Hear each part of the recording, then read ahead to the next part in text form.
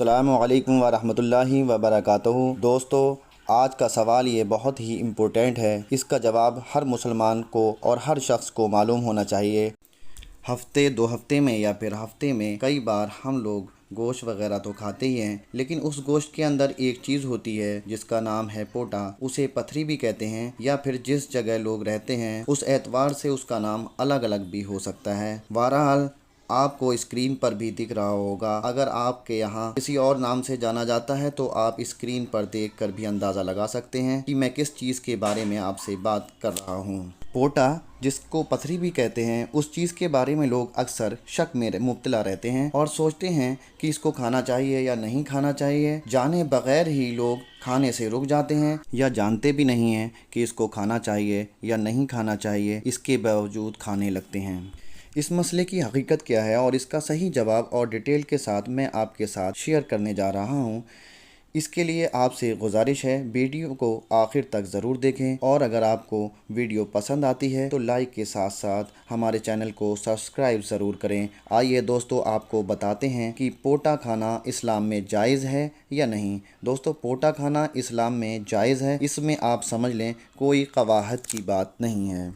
اب یہاں بہت سارے لوگوں کا دماغ اس طرف بھی جاتا ہوگا کہ پوٹا، جو مرغی دانے چگ کر گندگی جس چیز میں رکھتی ہے اس کو پوٹا کہتے ہیں، تو بہت سارے لوگوں کا ذہن اس بات کی طرف جاتا ہوگا کہ بھائی پوٹا جس میں گندگی ہوتی ہے جب اس کو کھانا جائز ہے تو اوجڑی، اس کو بہت سارے علماء کرام نے ناجائز قرار دیا ہے، جبکہ پوٹا اور اوجڑی دونوں ایک ہی چیز ہیں۔ دونوں میں گندگی جمع رہتی ہے، تو جس طرح سے اوجڑی کھانا ٹھیک نہیں ہے اسی طرح سے پوٹا کھانا صحیح نہیں ہوتا۔ اس کے صحیح ہونے کی حقیقت کیا ہے، پوٹا کھانا جائز ہے، اس کی دلیل کیا ہے، تو میں آپ کے سامنے بتا دینا چاہتا ہوں کہ پوٹے کے اوپر ایک پردہ رہتا ہے جو نازک سا پردہ رہتا ہے۔ جب آپ اس نازک سے پردے کو نکالتے ہیں تو آپ کو اندازہ ہوگا کہ مرغی کے دانے جو گندگی ہوتی ہے وہ پوٹے کے پردے کے اوپر رہا کرتی ہے۔ جو پوٹے کا پردہ ہوتا ہے، ہم نے اس کو نکال کر پھینک دیا تو جو پوٹا بچا وہ بالکل گوشت کی طرح ہو گیا، کیونکہ گندگی جو بھی تھی پوٹے کے اوپر جو پردہ تھا اس پر رہا کرتی تھی، پوٹے کے اوپر گندگی نہیں رہتی تھی۔ اور جب ہم نے پردے کو نکال کر پھینک دیا تو پوٹا بالکل گوشت کی طرح رہ گیا، اسی وجہ سے جائز ہے۔ اور رہی بات اوجڑی کی، جس کو بہت سارے علماء کرام نے کھانے سے منع کیا ہے، کچھ علماء کرام نے کہا ہے کہ بھائی کھا سکتے ہیں، لیکن بہرحال بات یہی صحیح ہے کہ اوجڑی کو نہیں کھانا چاہیے۔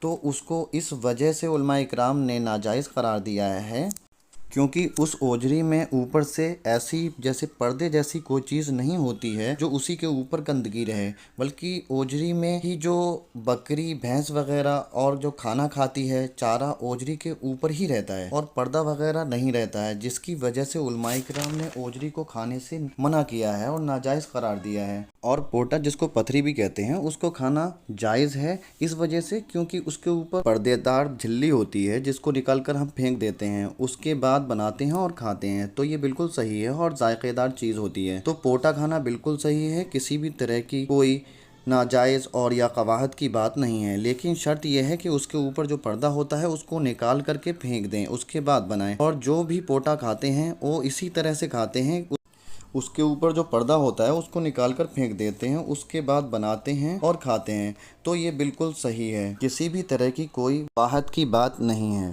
امید کرتا ہوں آپ کو یہ ویڈیو ضرور پسند آئی ہوگی۔ دوستو، اگر یہ ویڈیو آپ کو پسند آئی ہو تو لائک اور شیئر ضرور کریں۔